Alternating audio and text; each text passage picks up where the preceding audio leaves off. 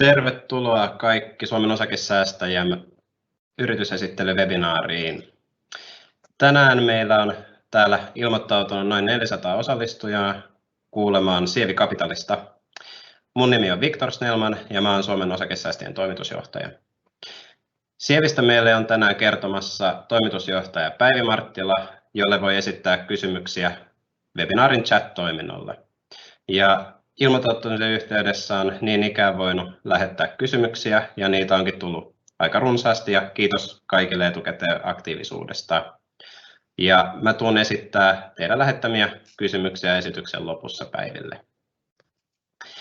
Tilaisuudesta myös livet viitataan Sievin tililtä, joten jälkikäteen näkee sitten pääkohdat Twitteristä ja kannattaa laittaa Sievin tili myös seurantaan. Ja ennen kuin päästetään Päivi ääneen, niin mä voisin lyhyesti ja pintapuolisesti esitellä niin Sievin kuin Päivin. Eli Sievi Capital on pääomasijoitusyhtiö, joka tekee sijoituksia pieniin ja keskisuuriin suomalaisiin yrityksiin. Ja portfoliosta löytyy 4 yhtiötä. Indoor Group, joka on johtava kodin, huonekalujen ja sisustustuotteiden vähittäiskauppias. KH Koneet, joka on yksi johtavista maanrakennuskoneiden maahantuojista Suomessa. Logistiikkapalveluita tarjoava Logistikas ja pelastusajoneuvoihin erikoistunut Nordic Rescue Group.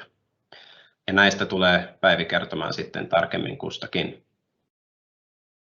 Sellaiset aikaisemmat sijoituskohteet, mitä Sievillä on ollut, niin tutuimpana ehkä ruokayhtiö Apetit ja tehoelektroniikkatuotteita kehittävä ja valmistava Efore, joka on nykyisin Enedo. Näitä molempia pystyy ostamaan pörssistä. Ja sitten 2 vuotta sitten myyty lukitusalan kasvuyhtiö iLog. Viimeaikaisina tapahtumina voidaan mainita, että suurimmaksi omistajaksi on tullut Preato Capital ja toissa viikolla Kauppalehdessä kerrottiin Sievin olevan tällä hetkellä kiinnostava yhtiö, koska Preato sai muutama vuosi sitten yleiselektroniikan käännettyä ja osakekurssin 4-kertaistettua tämän jälkeen. Ja vaikka tämä ei nyt toteutuiskaan Sievin kohdalla, niin yhtiö on Inderesin ennusteiden mukaan kohtalaisesti hinnoiteltu. Päivi Marttila tosiaan esittelee meille tänään Sievin vähän tarkemmin. Ja hän on koulutukseltaan kauppatieteiden maisteri ja toiminut Sievi Capitalin toimitusjohtajana vuodesta 2018. Hän on työskennellyt yli 25 vuotta globaalin ICT- ja elektroniikkateollisuuden palveluksessa vaativissa johtotehtävissä.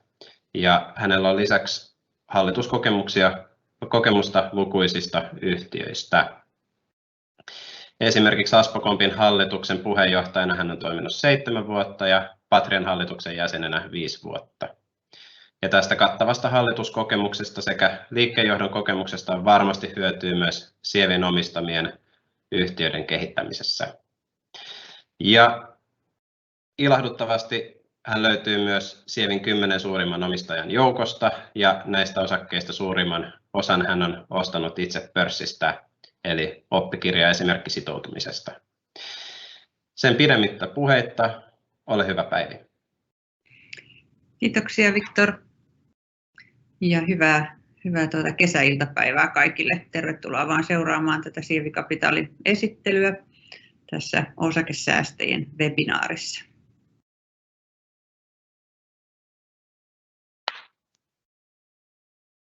Ja eli mun nimi on Päivi Marttila. Niin kuin Viktor sanoi, olen toiminut nyt reilu 3 vuotta Sievi Capitalin toimitusjohtajana. Ja taustalla tosiaan on yrittäjän ura, oikeastaan teknologiayrittäjän ura. Mä olen ollut ohjelmistoliiketoiminnassa, semmoinen kuin QPR Software Oyj on joskus meidän keittiössä 90-luvun alussa laman sylissä perustettu. Siinä 10 vuotta, reilu 10 vuotta erilaisissa tehtävissä ja sen jälkeen sitten isoja amerikkalaisia taloja, globaalia bisnesvastuuta pääasiassa Yhdysvalloissa. Uran toinen vaihe ja mun linkki oikeastaan Sievi Capitaliin tosiaan on, että toimin aikaisemmin useammassa Sievi Capitalin omistamassa yhtiössä hallituksessa. Sievi silloin sijoitti julkisiin yhtiöihin ja olin näissä sitten yhtiön pyytämänä hallituksessa työskentelemässä. ja nyt sitten täällä sorvin ääressä yhdessä yrittämässä kaikkien meidän kohdeyritysten kanssa. Sievi sijoittaa listaamattomiin suomalaisiin PK-yrityksiin. Me ollaan pääomasijoittaja ja toimitaan pörssissä. Ollaan tämmöinen aktiivinen omistaja. Meidän toimintamallissa me puhutaan aktiivisesta omistajuudesta, joka tarkoittaa aktiivisuutta myös sen sijoitushetken jälkeen läpi koko meidän omistamisen. Tuodaan kohdeyhtiöiden käyttöön meidän tietenkin sijoitustiimin ja Sievin operatiivisen johdon kaikki resurssit plus sitten meidän teollisen neuvonantajaverkoston, Sievi-Kapitalin hallituksen osaamista ja pyritään tukemaan kohdeyhtiöitä sitten kasvussa ja kehittymisessä näiden resurssien avulla. Me toimitaan hieman eri tavalla kuin monet, mennäänkö vielä takaisin siihen edelliseen sivuun, eli toimitaan hieman eri tavalla kuin jotkut muut pääomasijoittajat, koska sijoitetaan omasta taseesta. Tämä tuo fleksibiliteettiä meidän sijoituksen pitoaikaan, antaa vahvuuksia siihen ja sitten ollaan tietenkin julkinen yhtiö, niin se on läpinäkyvämpi, kun raportoidaan kaikista sitten myös näistä kohdeyhtiöistä niin aina kvartaaleittain. Ja toimitaan sitten vastuullisesti ja eettisesti. Nämä vastuulliset ja eettisyyden toimintatavat niin on meillä mukana jo sijoituksen tekohetkellä, silloin kun kartoitetaan yrityksiä ja mietitään, minkälainen yritys sopii meille kohdeyritykseksi. Ja tietenkin sitten läpi koko omistamisen niin mitataan yhtiöiden KPI:tä ja seurataan niitä vastuullisia kriteereitä, mitä ollaan heille määritelty. Sitten minkälaisiin yrityksiin Sievi sijoittaa? Niin lähtökohtaisesti, niin kuin otsikko sanoo, niin kannattaviin ja kasvaviin PK-yrityksiin. Eli meidän sijoituksen ideaalikoko on noin 5-15 miljoonaa, mikä laitetaan sinne yhtiön rahaa ja ostetaan yhtiö. Mutta sen yhtiön koko sitten liikevaihdoltaan on isompi tietenkin. Lähinnä yli 15 miljoonaa olevat yritykset on meillä mielenkiinnon kohteena. Ideaali tai tuo sweet spot voisi olla tuonne 100 miljoonaan asti, mutta meillähän on salkussa isompia yhtiöitä, eli Indoor Group oli vajaa 200 miljoonaa vaihtava yritys silloin, kun Sievi osti ja tuli siihen pääomistajaksi. Sen lisäksi, että liiketoiminta on kannattavaa, niin kassavirta positiivista tavoitellaan myöskin. Jopa silloin sijoitushetkellä halutaan, että yritykset on kassavirta positiivisia. Eli me ei katsota eikä etsitä tämmöisiä turnaround-caseja, vaan pyritään löytämään jokaisen toimialan parhaat yritykset, ne jotka siellä menestyy kilpailijoitaan paremmin ja sitten kiinnostutaan heistä ja katsotaan, että me voidaan vauhdittaa sitä heidän kasvua entuudestaan. Meidän täytyy nähdä näissä yrityksissä, joita me katsotaan, niin myös, että he kasvaa sen sijoituksen tai omistuksen vaihdon jälkeenkin, että on mahdollisuus kasvaa markkinassa tai kansainvälistyä sitten isompaan markkinaan meidän omistusaikana. Ja tavoitellaan aina sitten enemmistöomistajuutta tai merkittävää riittävää määräysvaltaa siellä yhtiössä. Kaikki nykyiset kohdeyhtiöt, niissä me omistetaan yli 50% osakekannasta. Sitten minkälainen meidän toimintamalli on näiden kohdeyhtiöiden näkökulmasta. Eli me ollaan sitoutunut, aktiivinen kumppani suomalaisille yrityksille. Se on rajattu oikeastaan pelkästään tähän niin kuin suomalaisiin yrityksiin. Nämä monet voi toimia jo silloin sijoitushetkellä, että heillä on tytäryrityksiä ja liiketoimintaa Suomen ulkopuolella, voi olla merkittävääkin liiketoimintaa, mutta täällä kuitenkin pääkonttori ja yleensä nämä on suomalaisia lähtöisin nämä yritykset, mihin me ollaan lähdetty mukaan. Me tarjotaan tosiaan meidän ammattimainen neuvonantajien verkosto ja lähtään heti silloin ennen sijoituksen tekemistä jo miettimään, että minkälainen resurssointiyhtiön tarvitaan. Onko siellä oikea hallitus, minkälaista osaamista tarvitaan hallitukseen, onko johdolla kaikki riittävät resurssit käytössään. Sitten tietenkin sen jälkeen, kun sijoitus on tehty ja yhtiö on tullut meidän portfolioon, niin sen yhtiön raportointia kehitetään aktiivisesti. Talousraportointi tyypillisesti laitetaan uusiksi siinä vaiheessa, kun ruvetaan tekemään yhdessä töitä. Nämä vastuullisuus- ja eettisyysasiat on tosiaan esillä jo ennen sijoituksen tekemistä. Tässä mietitään kovasti sitä, että kun me raportoidaan julkisesti ja mietitään, että minkälainen yhtiö se on sitten meidän omistuksessa, niin ihan kaikkien yrittäjien taustat ja kaikki asiat pyritään selvittämään ja varmistamaan, että me saadaan meille sopiva yritys. Kasvua tietenkin pyritään saamaan monella tavalla, eli kannustetaan tähän kiihtyvään orgaaniseen kasvuun ja sitten epäorgaaniseen kasvuun. Epäorgaanisessa kasvussa niin Sievi ottaa aktiivisen roolin. Yritysjohdon kanssa yhdessä neuvotellaan näitä mahdollisia, me puhutaan add-oneista, eli silloin haetaan uusia tytäryrityksiä, jotka voidaan liittää siihen kohdeyritykseen joko Suomesta tai Pohjoismaista laajemmin. Ja siinä tietenkin pääomasijoittaja, niin meillä on kokenut tiimi, joka pystyy auttamaan sitten semmoistakin yrittäjää, joka aikaisemmin ei ole ollut yritysostoja itse tekemässä ja vetämässä, niin tuodaan siihen osaamista ja rytmiä. Kansainvälistymisessä siinä tehdään töitä kaikissa yrityksissä ja tuodaan tietenkin meidän rahoitusosaaminen sitten kohdeyrityksen käyttöön. Sievi Capitalilla on hyvät pankkisuhteet ja voidaan hyvin tästäkin, samoin kuin tuosta epäorgaanisesta kasvusta, niin otetaan niin kuin ajurin paikka yhtiöissä sekä rahoituksen järjestämisessä että näissä epäorgaanisissa kasvuaskelissa. Ja liiketoimintasuunnitelma ja tämä irtautumissuunnitelma, molemmat me tehdään yhtiön johdon kanssa yhdessä ennen kuin varsinainen sijoituspäätös tehdään, niin meillä on olemassa jo suunnitelma, että millä tavalla sitä yritystä viedään eteenpäin sitten yhdessä ja tavoitellaan sitten jotakin irtautumista 3, 5, 7. Kun sijoitetaan omasta taseesta, niin me voidaan tehdä exit-suunnitelman, mutta sitten sitä tietenkin päivitetään samoin kuin liiketoimintasuunnitelmaa niin aina vuosittain ja voidaan katsoa aidosti, että milloin yhtiö on valmis ja milloin markkina on oikea, milloin on oikea hetki sitten irtaantua siitä uudestaan. Ja tällä toimintamallilla niin oikeastaan me tarjotaan näille yrittäjille ensinnäkin sitä oman riskin pienentämistä. Ne tekee yhden exitin siinä vaiheessa, kun Sievi tulee mukaan omistajiksi ja sitten pääsevät vielä toisen kerran hyödyntämään sen kasvaneen yrityksen tilanteen, kun yritys siirtyy uudelle omistajille.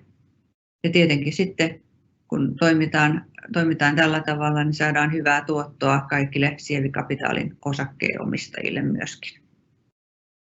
Et tästä oikeastaan tiivisti tämä meidän kasvualusta ja toimintamalli.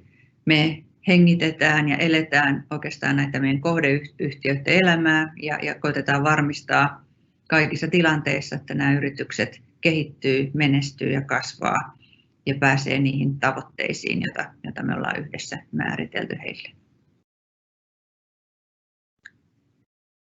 Tässä sitten vähän näyttöä, millä tavalla me ollaan vuosien varrella toimittu, eli minkälaista arvonluontityötä on onnistuttu tekemään pääomasijoitustoiminnassa vuodesta 2016 viime vuoteen asti. Tuossa alussa on mainittuna näitä yrityksiä, joita Victorkin mainitsi, jotka meillä oli salkussa aikaisemmin, Kitron, Ionphase ja Appetit ja Efore. Näistä on irtaannuttu 2016 ja sitten Suvantotrax uutena sijoituksena. Sen jälkeen taas seuraavana vuonna irtaannuttiin, oikeastaan selkiytettiin meidän strategiaa niin, että Sievi Capital on 2018 eteenpäin sijoittanut vain listaamattomiin yrityksiin, PK-yrityksiin Suomessa ja luopui kaikista näistä listattujen yritysten sijoittamisesta sekä myös erilaisista kiinteistö- ja muista sijoitusmalleista. Substanssiarvo on kehittynyt hyvin koko ajan. Tässä näkee sen, että se oli 78,1 miljoonaa 2019 lopussa ja siinä on vielä vajaan 2 miljoonan osinko ja sitten vuonna 2020, kun otetaan osinko huomioon, niin substanssiarvo kasvoi myöskin. Silloinhan jaettiin merkittävä osinko Ailokin irtaantumisen jälkeen. Ja sitten näitä sijoituksia NRG, tämä Nordic Rescue Group, Logistikas, ne on tehty tosiaan 2020, eli uusia sijoituksia meille, ja viime vuoden lopulla sitten irtaannuttiin tästä Suvanto-Traksista. Sitten tästä oikeastaan voi hyvin nähdä sen, että millä tavalla meidän arvonluonti, miten sitä mitataan. Me ollaan itse määritelty itsellemme tavoite, oman pääoman tavoitteeksi 13%. Ja tämä on pitkän aikavälin tavoite. Sitä ei välttämättä mitata vuosittain, me raportoidaan se vuosittain, mutta näyttää se vuosittainkin ylittyvän. Tästä keskiarvolla varmaan jossain yli 17% vuodesta 2016, ja tämä jäi hieman alle sen tavoitteen viime vuoden lopulla 2020, koska meillä oli vuoden alussa tästä Ailokin myynnistä, joka tapahtui 2019, niin ylivahva tase, ja se vaikutti tuohon oman pääoman tuottoasteeseen sitten, mutta varmaan tämä on yksi hyvä osoitus siitä, että sijoitustoiminta on ollut onnistunutta ja nämä kohdeyhtiöt on olleet vahvoja ja ne on kaikki kehittyneet hyvin, kun oman pääoman tuottotavoite säilyy korkeana. Sitten osingonmaksusta, eli samalla kun uudistettiin strategiaa silloin 2018, mistä eteenpäin, niin luotiin myös osinkopolitiikka. Ja tämän osinkopolitiikan mukaisesti varsinaisena osinkona pyritään jakamaan vuosittain noin 3% osakekohtaisesta substanssiarvosta. Ja sitten olemme määritelleet, että lisäksi voidaan jakaa lisäosinkoa merkittäviä irtautumisten jälkeen. Ja tätä osinkopolitiikkaa on tietenkin noudatettu sen jälkeen. Tässä näkee, millä tavalla osinkoa on lohjennut eri vuosina. Eli 2018 oli tämä varsinainen osinko 3 senttiä, ja sitten 2018 vuoden lopussa päättyneeltä tilikaudelta maksettiin lisäosinko tuo 15 senttiä, joka maksettiin kyllä sitten 2020 alkuvuodesta ylimääräisessä yhtiökokouksessa. Ja sen jälkeen sitten on maksettu tätä osinkopolitiikan mukaista osinkoa 4 senttiä osakkeelta nyt 2020. Viime vuodesta muutama sana, miten Sievilä meni viime vuosi. Oli hyvin poikkeuksellinen vuosi. Me tehtiin 2 uutta platform-sijoitusta ja 1 jatkosijoitus, eli yksi kohdeyritys osti uuden yrityksen.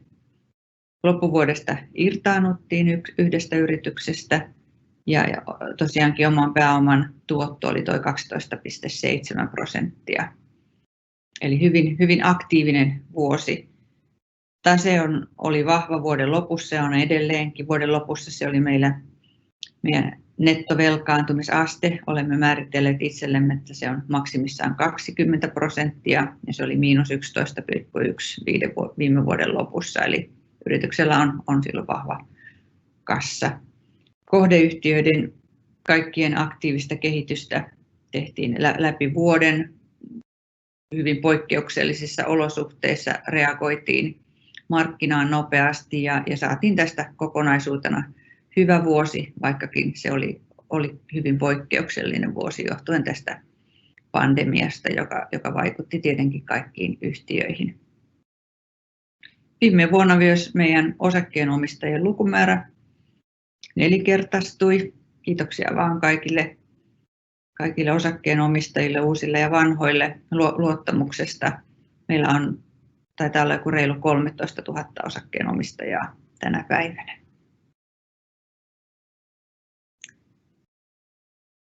Sitten viime vuoden tuloslaskelmasta ehkä vielä muutama konkreettinen tieto. Eli sanoin, että vuosi oli kokonaisuutena hyvä ja olosuhteisiin nähden meidän tulos oli vahva. meidän tuloshan muodostuu käytännössä, tai mistä me saadaan tuloja, niin on korko- ja osinkotuotot, ja sitten on nämä kohdeyhtiöiden tai sijoitusten arvonmuutokset.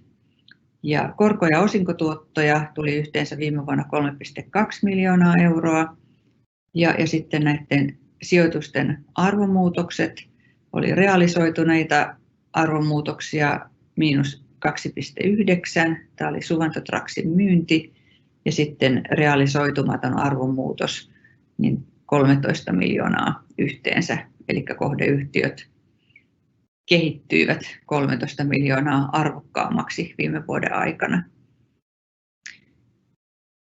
Ja liiketoiminnan muut kulut hieman kasvo edelliseen vuoteen verrattuna. Meidän tiimiä on nyt vahvistettu vuosien 2019 ja 2020 aikana. Ja kyllä katson, että tällä tiimillä me voidaan hyvin nyt jatkaa ja vielä kasvattaa salkun kokoa hyvin. Mutta 2018, silloin kun mä aloitin, niin meillä oli mun lisäksi 2 henkilöä, eli meitä oli 3 hengen tiimi ja nyt on vähän isompi tiimi. Ja liiketoiminnan tulos tuosta vielä edellisestä sivusta niin oli se noin 10 miljoonaa verojen jälkeen. Sitten Sievi Capitalin sijoitustiimistä ja hallituksesta. Meillä on 5 hengen sijoitustiimi, 1 admin-henkilö sitten näiden 5 henkilön lisäksi. Kaikki sijoitustiimiläiset ovat hyvin kokeneita sijoitusammattilaisia taustaltaan näistä teollisista taloudellisista neuvonantajista, eli pankkiireja tai sitten pääomasijoitustaustaisia henkilöitä. Sitten meillä on myös uusi hallitus. Viktor mainitsikin tuossa, että meille tuli uusi pääomistaja juuri ennen varsinaista yhtiökokousta keväällä. Hallituskin uudistui. Tähän tuli 3 uutta henkilöä hallitukseen.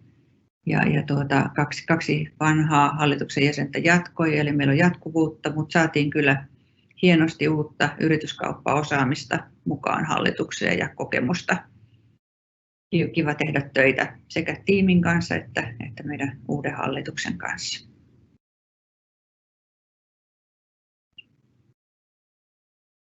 Mainitsin tässä näistä teollisista neuvonantajista, eli meillä on verkosto, tässä on vain muutama henkilö poimittu tästä verkostosta kohdeyhtiöiden tukena. Käytännössä nämä henkilöt on meidän kohdeyhtiöiden hallitusten jäseniä. Mä mainitsin tuossa, että me resurssoidaan yhtiötä, kun otetaan yhtiö haltuun, niin heti mietitään, että minkälaista osaamista tarvitaan sinne yhtiön hallitukseen. Ja meidän toimintamallissa hallituksen puheenjohtajat on aina ulkopuolisia riippumattomia henkilöitä ja Sievistä sitten tulee sijoitustiimistä 2 henkilöä siihen hallituksen mukaan ja sitten siinä on sen lisäksi vielä riippumattomia henkilöitä ja hyvin usein kaikki hallituksen jäsenet sijoittaa myös siihen kohdeyhtiöön, eli heilläkin on niin kuin own skin in the game. Sievi Capitalin hallituksen niin kuin operatiiviset johto tai jotka on työsuhteessa Sievi Capitaliin, niin me ei tietenkään sijoiteta sinne kohdeyhtiöihin, mutta näin me saadaan näistä hallituksesta. Mä olen ainakin hyvin ylpeä. Mä olen ollut paljon monenlaisten yhtiöiden hallituksessa, pääasiassa julkisissa yhtiöissä me nähdään kovasti vaivaa sen eteen, että saadaan oikeat henkilöt sinne hallitukseen miettimään, että millä tavalla sitä yhtiötä kehitetään ja saadaan eteenpäin. Ja on tyytyväinen tähän meidän teollisten neuvonantajien verkostoon, joka on todellakin paljon isompi kuin nämä muutamat henkilöt, jotka tässä on mainittu, niin siitä, että he on mukana Sievin liiketoiminnassa ja tukemassa sitten näitä kohdeyrityksiä kasvussa.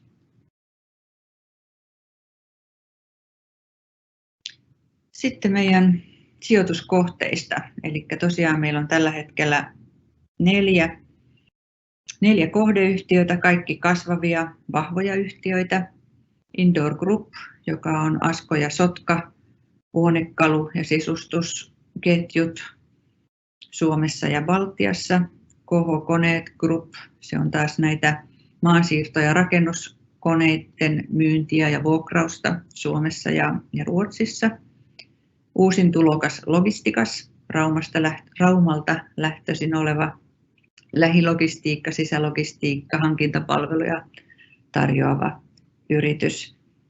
Ja sitten Nordic Rescue Group, joka on tämä pelastusajoneuvojärjestelmätoimittaja, tekee näitä pelastus- ja paloautoja sekä tämmöisiä nostimia sitten näihin pelastusajoneuvoihin. Ja sijoitusten käyvät arvot jakaantuu niin, että tässä on Indoor Group, on isoimmassa osuudessa meidän koko salkusta yli puolet. Sitten on KH-koneet, NRG ja Logistikas vähän pienemmällä osuudella.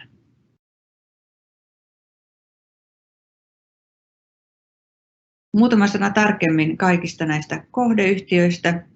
Indoor Group, tässä näette oikeastaan yrityksen kehittymisen. Liikevaihto on ollut hieman kasvanut viime vuosina. Viime vuosi 2020 oli Indoorille poikkeuksellinen vuosi ja me tehtiin valtavan hyvä tulos, 15,3 miljoonaa viime vuoden aikana, mutta liikevaihto ei sitten kasvanut ja tämä osittain varmaan johtui siitä, että yrityksessä reagoitiin aika voimakkaasti tähän pandemiaan ja supistettiin aukioloaikoja ja muita silloin maalis-huhtikuussa, kun pandemia jylläsi voimakkaimmillaan Suomessa.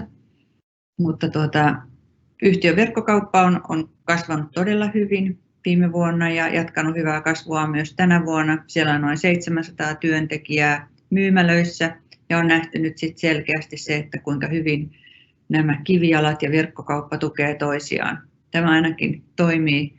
Mä olen tästä hyvin vakuuttunut näissä huonekalu- ja sisustustuotteissa, kun asiakkaat selvästi käy verkossa ja sitten käy myymälässä ja käy vähän kokeilemassa myymälässä sitten sohvaa tai jotakin patjaa, sänkyä, mitä vaan, ja sitten palaa ja tekee ehkä ostoksen verkossa tai sitten menee vielä kerran myymälään. Ja tämä on vahva strategia meillä nyt, kun Suomessa on hyvä kivijalkaverkosto ympäri Suomen molemmissa ketjuissa ja myös Virossa. Ja ilahduttavaa on todellakin ollut tämä verkkokaupan valtava kasvu viime vuonna, joka selvästikin jatkuu. Suomi on siirtynyt digiaikaan ja osataan katsoa tuotteita sieltä.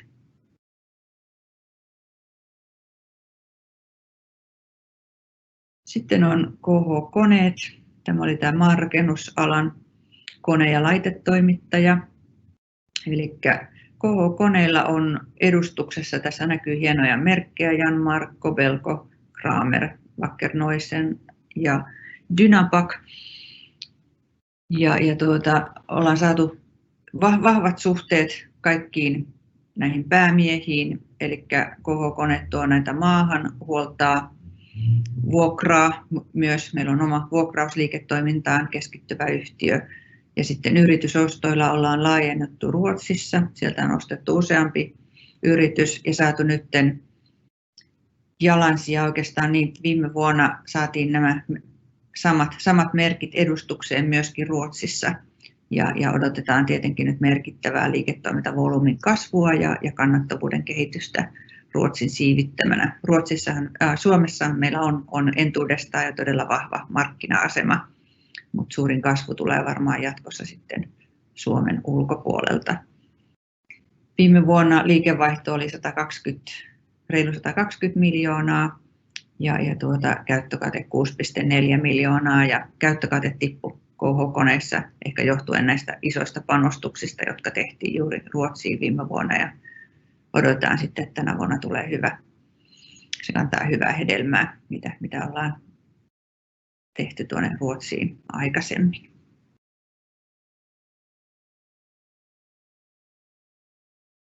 Logistikas. Noin 20 miljoonaa vaihtava yritys ja Sievi Capital osti yrityksen viime vuoden lopulla ja on nyt sit aktiivisesti ottanut yhtiöitä haltuun ja lähtenyt kehittämään yhtiön liiketoimintaa. Logistikas tarjoaa tosiaankin lähilogistiikan, sisälogistiikan ja paikallisvarastoinnin palveluja. Eli me ei olla kuljetusliike, meillä ei ole rekkoja pakettiautoja, mutta ostetaan niitä palveluita ja tarjotaan sitten pääasiassa teollisuudelle ja kaupalle näitä logistiikkapalveluja. Mä jotenkin ajattelen, että logistiikassa on erikoistunut tämmöiseen niin kuin vaikeaan tai erikoislogistiikkaan. Me toimitaan esimerkiksi ydinvoimaloissa tai me ollaan mukana sitten tuolla telakalla, Rauman telakalla, niin esimerkiksi Laivue 2020 logistiikkaa hoitamassa ja toivottavasti myös näitä uusia, mitä Rauman telakkahan sai kaksi uutta risteilijätilausta, jotka ruvetaan rakentaa ensi vuonna, niin myös niitä tekemässä. Toimitaan monella paikkakunnalla Suomessa, mutta tällä hetkellä vain Suomessa 170 työntekijää sisältäen vuokratyövoiman ja Sievi Capital on nyt ottamassa yhtiötä haltuun tai ottanut yhtiön haltuun ja viemässä sitten eteenpäin uuteen kasvuvaiheeseen yhdessä yrityksen johdon kanssa. Ja sitten viimeisenä Nordic Rescue Group, paloautot ja Pelastin nostimet. Eli tässä alun perin oli 2 yritystä ja edelleenkin konserniin kuuluu Saurus Oy, joka taitaa olla Suomen tunnetuin paloautovalmistaja ja suuri osa paloautoista, joita tuolla kadulla liikkuu, niin on Sauruksen autoja ja sitten on tämä Vemalift Kaarinassa toimiva pelastusnostin valmistaja. Nordic Rescue Group oli jo silloin sijoitushetkellä hyvin kansainvälinen yritys. Yli puolet koko liiketoimintavolyymista myydään ulkomaille. Aasia on tärkeä markkina-alue ja valmistus on sitten kokonaan tosiaan tuolla Kaarinassa ja sitten Säynät-Salossa.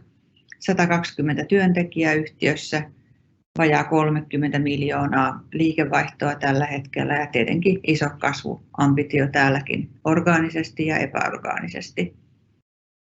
Sievi omistaa tästä vajaan 70%. Ja tässä meillä on kanssa sijoittajana Tesi, Suomen teollisuussijoitus.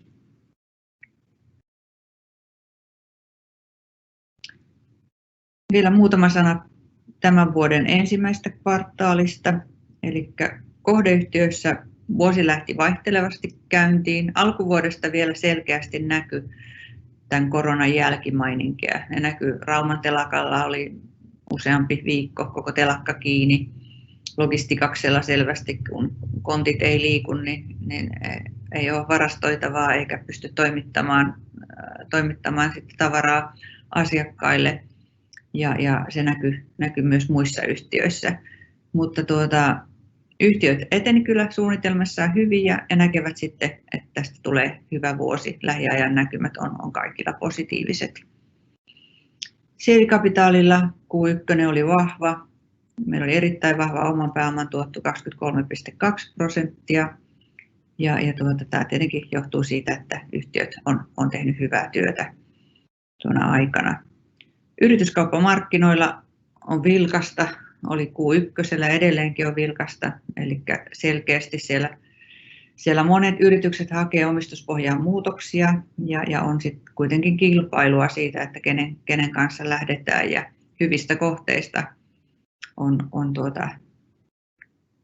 kova kisa. Meillä on tavoitteena tehdä tämän strategian mukaisesti 1-2 sijoitusta vuosittain ja uskotaan, että tänä vuonna päästään tähän tavoitteeseen.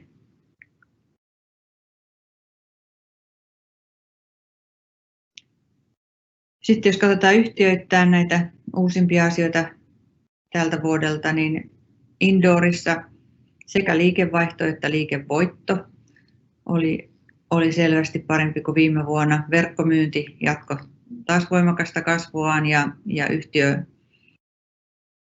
yhtiön kassavirta oli vahva ja yhtiö jakoi 4,7 miljoonaa osinkoja ensimmäisen kvartaalin aikana ja Sievin osuus siitä oli tuo 2,7.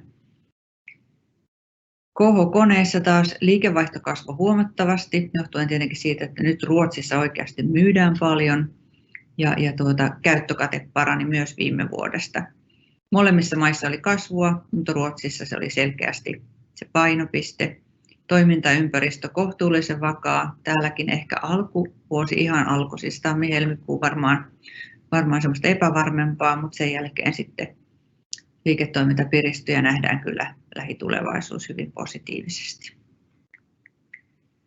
Logistiikassa oli ehkä, jossa eniten näkyi tämä koronan jälkiaallot. Ensimmäisen kvartaalin aikana siellä liikevaihto laski ja käyttökate hieman pieneni. Ja tämä on pääasiassa johtuu näistä markkinahäiriöistä, mitä tapahtui tavaran toimituksissa alkuvuodesta. Mutta haltuunottotyö etenee suunnitellusti ja organisaatiota vahvistettiin ensimmäisen kvartaalin aikana ja varmaan vielä jatkossakin. Nordic Rescue Groupissa liikevaihto kasvoi ja siinä vaikutti pääasiassa ensimmäisen kvartaalin aikana se, että yhtiö myi tämän yrityksen hankintaan liittyvä omaisuuseriä, josta ei jäänyt katetta sitten samalla tavalla ja käyttökate laski. Mutta yhtiön tilauskanta on vahva ja nyt ollaan uusissa tiloissa. Että se oli yksi iso Sievin toimesta tehty päätös, että yhtiö päätti Kaarinassa.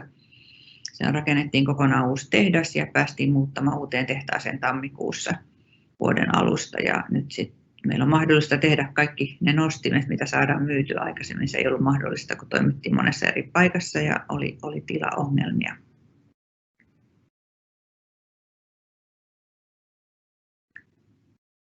Substanssiarvosta, eli substanssiarvo on kehittynyt positiivisesti verrattuna viime vuoteen. Ja tuo Q1 lopussa niin pääomasijoitukset oli yhteensä 73,9 miljoonaa euroa ja meidän kassassa oli vajaa 11 miljoonaa, eli taloudellinen asema on hyvin vahva ja mahdollistaa sitten yritysostot jatkossakin.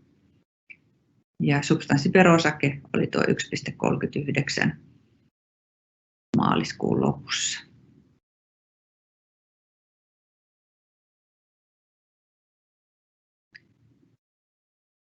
Sitten vielä lyhyesti, miksi Sievi Capital on mielenkiintoinen sijoituskohde, eli me mahdollistetaan se, että kuka tahansa ostamalla Sievi Capitalin osakkeita pääsee sijoittamaan näihin hienoihin listaamattomiin suomalaisiin pk-yrityksiin ja auttamaan näitä yrityksiä sitten kasvamaan uuteen kokoluokkaan ja mahdollisesti sitten jopa listautumaan pörssiin. Ja samanaikaisesti kun pääsee tekemään tätä hyvää, niin saa myös hyvää tuottoa omalle sijoitukselleen omistamalla Sievin osakkeita. Tässäpä kaikki Sievi Capitalista, mitä olin valmisteluesitystä, ja nyt sitten on aikaa kysymyksille. Kiitos todella paljon, Päivi, kattavasta esityksestä. Meillä tosiaan on huima määrä tullut kysymyksiä etukäteen ja täällä voisin ihan ensimmäiseksi kysyä oman kysymyksen, minulle se suodaan varmaan, niin mistä sä arvelette, että osakkeenomistajien lukumäärä on kasvanut näin voimakkaasti? No varmaankin siihen on vaikuttanut se, että silloinen pääomistaja myi aktiivisesti osakkeita, eli osakkeita oli tarjolla. Ja varmaan se, että vuoteen 2018 asti niin Sievi Capital oli aika suljettu yhtiö. Täältä ei raportoitu muuta kuin se, mitä oli pakko pörssiin raportoida, eikä kerrottu, että se oli silloisten omistajien strategia ja he ei halunnut sitä enempää tehdä. Ja sen jälkeen, kun on lähdetty kertomaan, että mitä me oikeasti tehdään ja kertomaan lähinnä näistä meidän kohdeyrityksistä, että miten ne on kehittynyt, niin sitten on sijoittajat kiinnostunut niistä ja huomannut, että meillä on hienoja yhtiöitä, joissa he voivat olla omistajina Sievin kautta. Kyllä. Entä mitä sä arvioisit, että jos me mietitään, meillä kuitenkin on muitakin pääomasijoitusyhtiöitä maailmassa ja pörssissä ja sitten voi tosiaan sijoittaa suoraan kasvuyhtiöihinkin, niin mikä on teidän kilpailuetu suhteessa muihin pääomasijoittajiin? No, Yksi mahdollisuus on tietenkin se, että kun me ollaan pörssissä, niin me ollaan aika helppo tapa päästä suomalaisiin PK-yrityksiin mukaan. Että jos vertaa, niin me ollaan julkinen yhtiö ja se on kätevää päästä näihin mukaan. Ja sitten se, että me sijoitetaan omasta taseesta, niin se antaa fleksibiliteettiä. Yrittäjät tykkää siitä ja yritykset aidosti pystyvät hyötymään siitä, että me voidaan olla joustava ja pitkäaikainen. Tarvittaessa pitkäaikainen, jos yhtiön tilanne sitä vaatii. Että iLogihan oli meillä 10 vuotta salkussa ja hieno sijoitus huolimatta siitä, että se oli hyvin pitkäaikainen sijoitus. Mutta verrattuna muihin pääomasijoitusyhtiöihin, niin suuri osa ei ole julkisia, niihin ei samalla tavalla ehkä pääse pienellä osuudella mukaan joustavasti pörssistä. Ja sitten tämä tase erottaa meidät myös muista pääomasijoittajista. Tuleeko teille tuolta yrittäjiltä sitten kuinka paljon yhteydenottoja näissä, että ostakaa meiltä tai sijoittakaa meihin, jotta me voidaan kasvaa, ja kuinka paljon sitten on vastaavasti sellaisia, että te huomaatte kiinnostavan yhtiön ja hyppäätte sen sitten, otatte heihin yhteyttä? Joo, hyvä huomio. Meille tulee jonkun verran yrityksistä yhteydenottoja, että pääsääntöisesti meidän niin kuin deal flow tai tämä, kun haetaan kohdeyhtiöitä, niin tapahtuu 3 kautta. Että joko sieltä yrityksestä tulee yhteydenotto tai sitten me ollaan itse aktiivisesti yhteydessä yrityksiin ja sitten jonkun verran tulee yhteydenottoja näiltä neuvonantajilta, taloudellisilta neuvonantajilta, joihin yritykset on ollut yhteydessä ja ovat päättäneet sitten laittaa oman yhtiönsä myyntiin tai hakevat siihen kumppania. Meidän oma aktiivinen työ, eli yhteydenotto yrityksiin, niin se tuottaa aika hyvin hedelmää, että on melkein paras kanava. Kovin paljon meille ei tule yrityksestä suoraan yhteydenottoja tai tulee jonkun verran, mutta aika pieniä yhtiöitä, että sitten isommista ei niinkään. Ja se on tietenkin sitten, että meidän täytyy vaan lisätä tunnettavuutta, jotta yritykset osaa olla yhteydessä, mutta sitten aktiivinen työ itse yrityksiin, niin se on ehkä se merkittävin kanava, missä toimitaan. Kyllä. Hyvä. Mennään sitten näihin teidän omistamiin yhtiöihin, eli Indoor Groupia, niin vähän jo ehkä sivuttiinkin tulevaisuuden näkymiä, mutta tässä kuitenkin korona alkaa ehkä väistyä tai ei väisty, riippuu minkälaisia rokotekattavuuksia me saadaan, niin pystytkö vähäsen kommentoimaan sen tulevaisuuden näkymiä, varsinkin kun tässä odotetaan kieli pitkällä, että joko se voisi listautua? Joo, Indoori varmaan on hyötynyt koronasta. Ei ainakaan, viime vuonna sanoin justiinsa, että me reagoitiin voimakkaasti ja sen takia sitten liikevaihto ei kasvanut viime vuonna, mutta selvä tulosparannus tuli. Ja tämä tulosparannus Indoorissa niin tuli kyllä ihan meidän omista toimenpiteistä, mitä tehtiin, että siellä muutettiin ketjujen ohjausta. Ne oli aikaisemmin erikseen ja nyt me yhdistettiin sitä hallintoa ja saatiin sillä tavalla tehokkaammaksi toimintaa ja puuttuin hinnoitteluun ja ostotoimintaan ja saatiin bruttokatetta paremmaksi ja sieltä tuli merkittävä muutos ja vieläkin on mahdollista tietenkin nyt vielä kun verkkokauppa kasvaa. Mutta kyllä mä uskon, että siinä Indoorissa on vahva niin kuin megatrendi on tämä kotiin panostaminen, että korona sitä niin kuin vauhditti vielä entuudestaan, mutta se oli jo varmaan olemassa ennen koronaakin ja uskon, että se jatkuu, että ihmiset panostaa koteihin ja silloin niin kuin sisustaminen ja kaikki siihen liittyvä ja nyt vielä sitten tietenkin ollaan ostettu paljon kesämökkiä ja vapaa-ajan-asuntoja ja muita ja nehän täytyy myös sisustaa. Ja ei ne hetkessä tapahdu, niin uskon, että se kyllä tulee jatkumaan vielä, että en näe, vaikka nyt sitten toivottavasti kaikki rajat aukenee ja päästään myöskin matkailemaan, mutta uskon, että se megatrendi säilyy ja sitä kautta niin kuin Indoor säilyy kyllä vahvana yhtiönä jatkossakin. Kyllä. Sitten tämän kohokoneiden osalta meiltä on kysytty, että mikä on sen kilpailuetu suhteessa kaikkiin muihin maanrakennuskonemyyjiin? No, kohokoneet, siellä on tosi vahva tämä päämiessuhde, eli he on tehnyt pitkään näiden päämiesten kanssa töitä tai näiden bränditalojen kanssa Japaniin ja Keski-Eurooppaan. Heillä on laaja verkosto Suomessa ja nyt Ruotsissakin, kun ollaan laajennettu sinne. On ensinnäkin kaikki nämä brändit edustuksessa, laaja verkosto, hyvin itsenäinen, autonominen henkilöstö, joka toimii hyvin.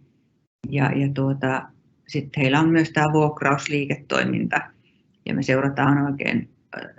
seurataan tietenkin koko ajan sen vuokrauksen ja myynnin ja jälkimarkkinoinnin ja huoltoliiketoiminnan toimintaa, että miten ne optimaalisesti menee yhteen. Että en tiedä, mitä se tekee ylivoimaiseksi, on ehkä se, että ne puhuu tämmöistä vastuullista konekaupasta, niillä on hyvin pitkäaikaisia asiakassuhteita Suomessa ja siihen nyt tietenkin pyritään myös Ruotsissa, kun laajennutaan sinne. Kyllä. Nyt itse asiassa huomasin, että tuossa chattiin on tullut, että jos palataan vielä Indooriin, niin mitkä on Indoorin kilpailuedellytykset Ikeaa vastaan? Ikea on hyvin suuri ja konsepti on äärimmäisen pitkälle hiottu. Joo. No ensinnäkin meillä on tämä kivijalkaverkosto Suomessa vahva. Se vaikuttaa ja tietenkin Asko-brändiä sekä Sotka myös tämmöisenä pricefighterina, niin on vahva tuotemerkki. Mut varmaan se tulee palvelusta.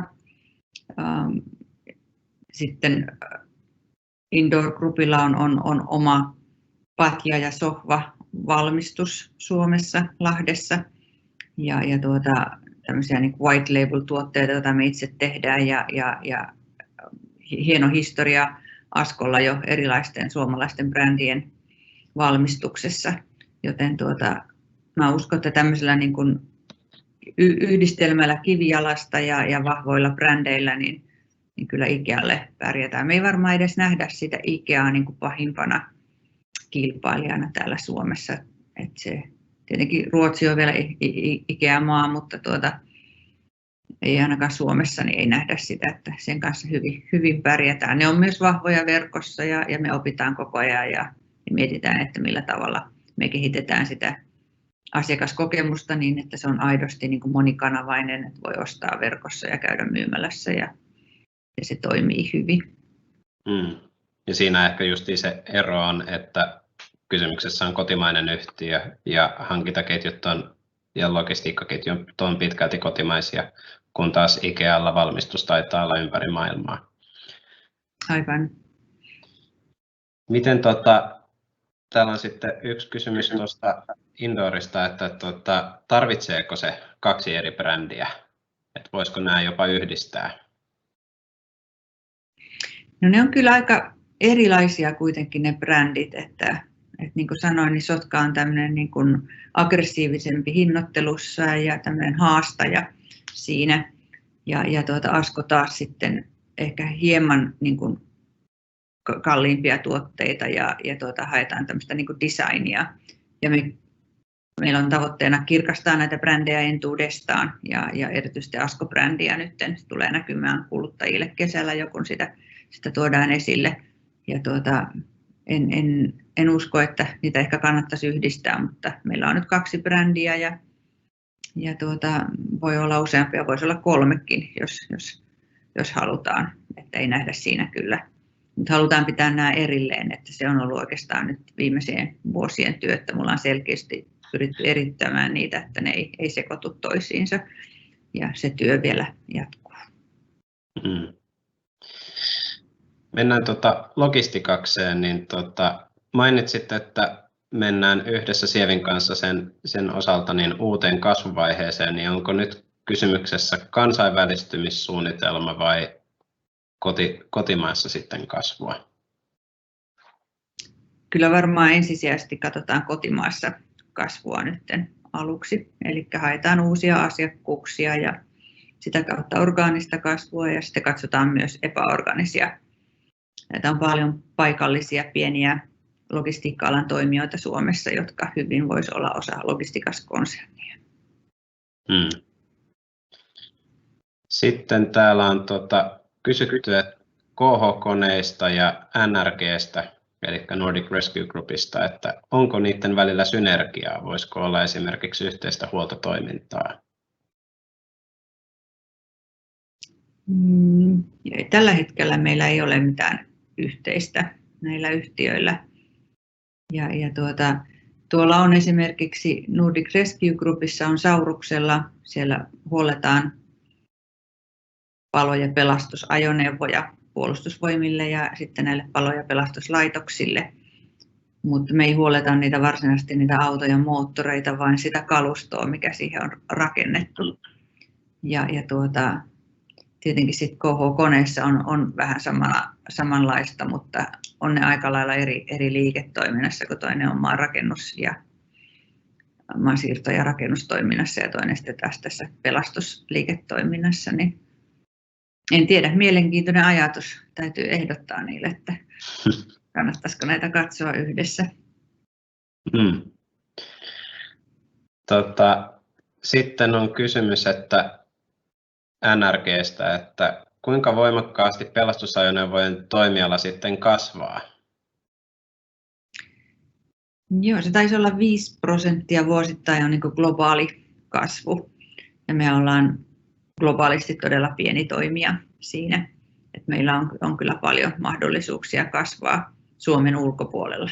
Et Suomessa meidän markkina-asema on jo niin iso, että täällä ei käytännössä ole mahdollista kasvaa. Tämä tietenkin täytyy pitää ja ehkä tuoda jonnekin puolustussektorille lisää. Voidaan tehdä töitä, mutta sitten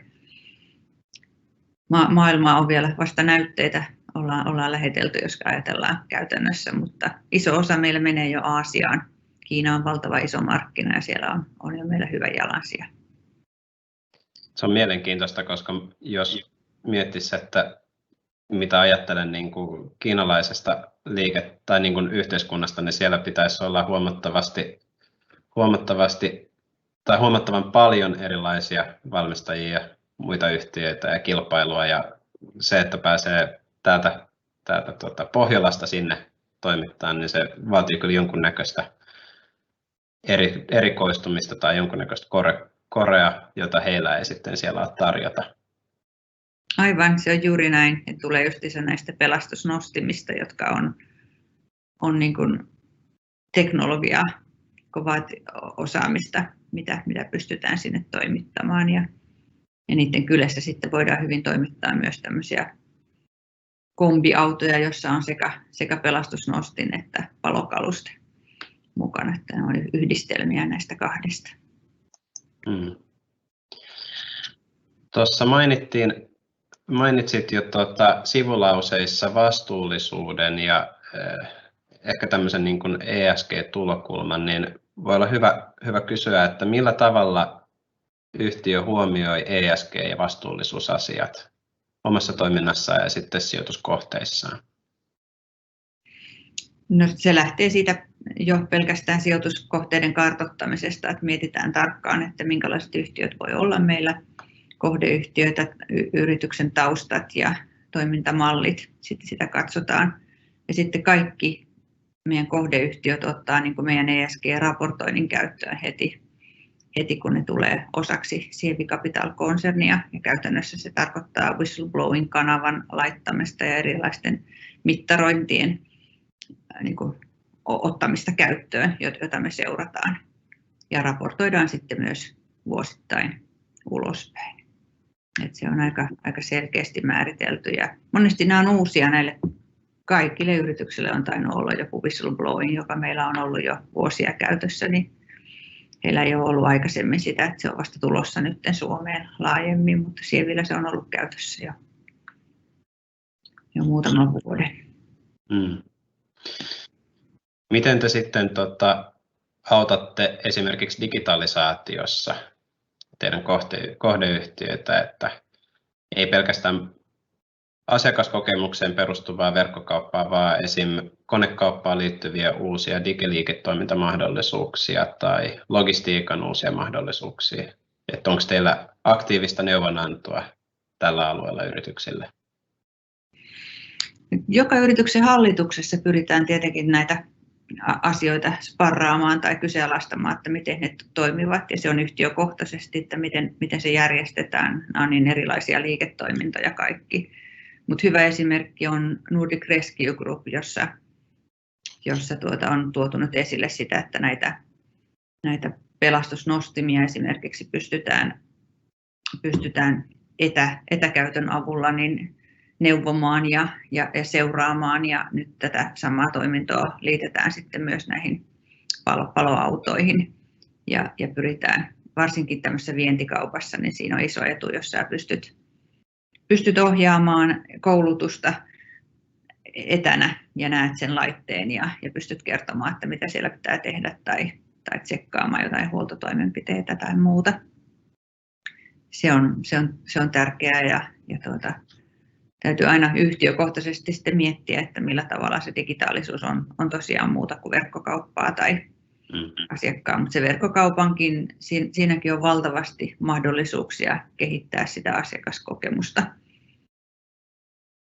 sen myynnin osta napin lisäksi, mikä sinne täytyy laittaa sinne sivuille. Ja täällä itse asiassa osin tätä liippaava kysymys onkin tullut, että maailma muuttuu tällä hetkellä monella tapaa ja myös hurjaa vauhtia, miten näette yhtiön arvon kehittyvän tämän murroksen aikana ja millä takaatte, että olette murroksessa mukana, niin tulkitsen, että kokenut monipuolinen hallitus ja osaava johto on niin kuin ensiarvoisen tärkeä tässä. Kyllä, ja tietenkin aktiivinen työ sitten myös Sievin osalta, että viime vuosi oli minusta hyvä esimerkki siitä, kun tuli poikkeusvuosi ja silloinhan meillä nämä kohdeyritykset oli käsiohjauksessa, kun ei yhtään tiedetty, että mitä tässä maailmassa nyt tapahtuu. Eli tultiin siihen hyvin rinnalle tekemään työtä ja miettimään, että mitä nyt tehdään seuraavana ja millä tavalla sitten reagoidaan tiettyihin asioihin. Et se oli minusta mainio esimerkki siitä, että miten varmistutaan siitä, että ei jäädä kehityksen jalkoihin missään tilanteessa. Sitten täällä on tullut sellainen kysymys, että onko listaamattomien yhtiöiden arvostukset suhteessa yhtä korkealla kuin listattujen, joka osaltaan jarruttaa uusia yritysostoja? Joo, on totta, että myös listaamattomien yritysten arvostus ja nämä omistajien näkemykset siitä hinnasta niin on noussut, mitä ne oli joku vuosi sitten. Mutta kyllä me nähdään edelleenkin, että listaamattomiin yrityksiin niin kannattaa lähteä sijoittamaan ja me nähdään niissä arvonnousupotentiaalia, kun päästään tekemään töitä. Et uskotaan, että löydetään hyviä kohteita jatkossakin. Sitten täällä, jos siirrytään eteenpäin, niin osingoista on Suomessa kun ollaan ja osingot ovat meille sydänasia, niin tullut runsaasti kysymyksiä osingoista ja osingonjakopolitiikkahan me käytiin tuossa yhdellä kalvolla jo läpi, mutta suunnitteleeko yhtiö kvartaaliosinkoihin siirtymistä? Ei minun tietääkseni. Suunnittele, että ei ole semmoisia suunnitelmia. Joo. Entä onko suunnitelmissa osakkeiden takaisinostoja? Ei ole siitäkään mitään tiedotettu ainakaan, että olisi semmoinen suunnitelma. Ja useinhan noita osinkokorotuksia esimerkiksi tulee sitten, kun listataan yhtiö, niin täällä tulee hyvä kysymys sitten, että Indor tuottaa hyvää ja tasaista kassavirtaa. Voisiko ajatella, ettei siitä lähtökohtaisesti kannattaisikaan luopua? Joo, se on hyvä kysymys tosiaankin. Lähtökohtaisesti tietenkin mietitään aina, että mikä sen yrityksen arvo on meidän omistuksessa ja mikä se voisi olla esimerkiksi, jos se listataan. Tuossa alussa kerroinkin, että meidän avulla niin sijoittajat pääsee mukaan suomalaisiin hienoihin PK-yrityksiin ja kasvattamaan niitä ja mahdollisesti listaamaan niitä, eli tuomaan niitä isommiksi ja julkisiksi yhtiöiksi Suomessa, niin se voisi ajatella yhdeksi Sievin missioksi, että semmoistakin tehdään. Nythän tulee listalle paljon yhtiöitä, mutta me ollaan myös siinä ajatuksessa mukana, että voitaisiin niin tehdä. Mutta mitään päätöksiä ei ole tehty, että me ollaan vain julkisesti sanottu, että se voisi olla yhtiö, joka sopisi hyvin listattavaksi yhtiöksi, mutta aika näyttää sitten, tehdäänkö niin, että sinänsä seurataan markkinaa ja yhtiön tilannetta. Kassakonehan se on ihan totta, että se on hyvin vahva kassakone ja tuonut meille paljon arvoa tähänkin asti. Eli toisin sanoen, jos kysyn, että listataanko tänä vai ensi vuonna, niin vastaus on, että sitä ei ole päätetty. Joo, ei me olla sitä tiedotettu. Sitten täällä on tullut kysymys, että paljonko Sievi Capital odottaa verottomia osinkoja Indoor Groupista vuonna 2021? Ei me olla siihenkään mitään tiedotettu, että nyt me ollaan nostettu se 2,3 miljoonaa, kun se oli se meidän osuus Indoor tämän vuoden alussa, mutta ei ole mitään muuta tiedotettu. Se varmaan riippuu aika paljon myös siitä, että miten tämä vuosi etenee ja toinen vuosipuolikas on vielä näkemättä, että tässä voi tapahtua vaikka ja mitä tässä välissä. Sitten liittyen Preato Capitaliin, niin hakeeko pääomistaja synergioita Sievi Capitalin ja Boreon välillä? No meillä on pääomistaja tai isoin omistaja hallituksessa, joka on myös Preato Capitalin edustaja ja ollaan saatu paljon uutta osaamista hallitukseen, mutta kyllä hallitus keskittyy tietenkin Sievi Capitalin liiketoimintaan ja meidän kohdeyritysten kehittämiseen ja uusien kohdeyritysten saamiseen. Että se on oikeastaan se hallitustyöfunktio. Kyllä.